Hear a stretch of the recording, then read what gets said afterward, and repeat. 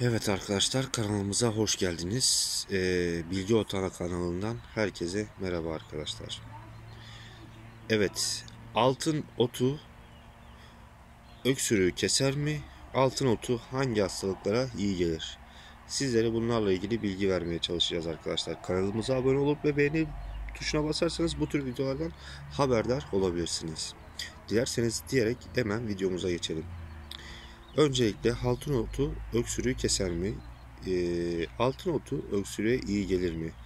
Altın otu antifermuar etkisiyle öksürüğü hafifletebilir ve etkisi iyi gelme etkisi olabilir. Solunum yollarını da rahatlattığı biliniyor arkadaşlar. O yüzden bu sorumuzun cevabı bu. Peki altın otu hangi hastalıklara iyi gelir? İltihap giderici etki gösteren altın otu ödemi atmaya kolaylaştırır, adet gecikmelerinde döngüyü başlatmaya yardım eder, hemoroid kaynaklı ağrıları hafifletir, azımsızlığı azaltır, safra ve böbrek sağlığını da korur. Taş oluşumunu da önleyebilir. Videomuzu buraya kadardı arkadaşlar.